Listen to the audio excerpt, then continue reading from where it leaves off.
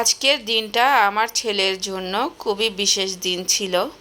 হয়তো আপনারা জানেন না, আমার ছেলে 1 বছর স্কুল শেষ করে 2য় বছর স্কুলে ভর্তি হচ্ছে আবারও। ভিডিওর শুরুতে সকলে আমার ছেলের জন্য অনেক দোয়া করবেন। আমার ছেলের স্কুলের নাম হচ্ছে হ্যাবিটেট স্কুল।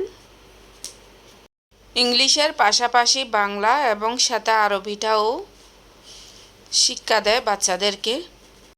যেহেতু এই দেশটা আরব দেশ, তার কারণে আরবি সাবজেক্টটা প্রত্যেক স্কুলে দেওয়া আছে। আজকের দিনটা বিশেষ দিন। কেজি 1 শেষ করে আজকে আমি আমার ছেলেকে নিয়ে আসলাম একই স্কুলে কেজি 2তে ভর্তি করার জন্য। 14 তারিখ থেকে শুরু হবে নতুন পোশাক পরিয়ে, নতুন বই হাতে নিয়ে নতুন একটা অধ্যায় শুরু। এই স্কুলের পরিবেশটা সব সময় অনুপ্রেরণাদায়ক। স্কুলে অনেক ধরনের ফুলের বাগান আর সবজি বাগানও রয়েছে। ফুলের বাগান আর সবজি বাগান দেখে মনে হয় এখানে শুধু পড়াশোনা নয়, প্রকৃতির সাথেও পরিচয় করানো হয়। কেজি 1 থেকে শুরু করে সকল শ্রেণীর ছেলে মেয়েদেরকে।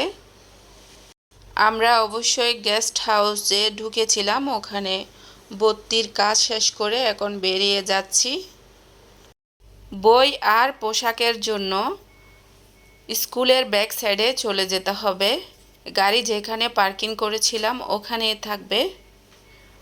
আমরা এমন সময়ে কাজগুলি করতে হয়েছে গতকালকে পুরো দুপুরবেলায়।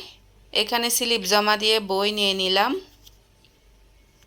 এই হচ্ছে খেলার মাঠ।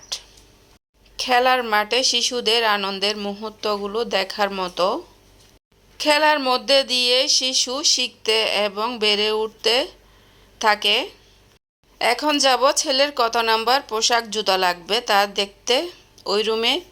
ওখান থেকে চলে আসছি। এখন আসছি ছেলের জন্য পোশাক জুতা স্লিপ জমা দিয়ে নেওয়ার জন্য। এখানে খোলামেলা পরিবেশ পেয়ে অনেক শ্রেণীর ছেলেমেয়েরা খেলাধুলা করছে। আমি এক ফাঁকে বের হয়ে সবজি গার্ডেনে একটু উঁকি মারলাম। সবজি বাগানগুলো আরও সুন্দর ছিল। এখন তো গরম চলে আসছে, যার কারণে প্রায় সবজিগুলা কালার অন্যরকম হয়ে গেছে। তারপরেও দেখাচ্ছি, ওখানে বাঁধাকপি আছে, অনেক ধরনের সবজি আছে, সাজনা আছে, লাউ আছে, আরও অনেক কিছু। বাচ্চারা ওয়াশরুমে যাবে, যার কারণে আমরা একটু অপেক্ষা করলাম। এই হলো বই আর এই হলো পোশাক। ওয়াশরুম সেরে আমরা আবারও পিছনের গেট দিয়ে বের হয়ে গিয়েছি।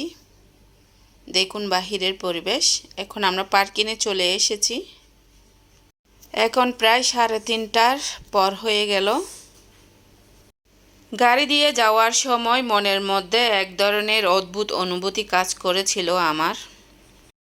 বাসা থেকে স্কুলে যাওয়ার পথে আমার ছেলে একটু একটু করে বড় হচ্ছে আর তার সামনে অপেক্ষা করছে নতুন একটি পথ।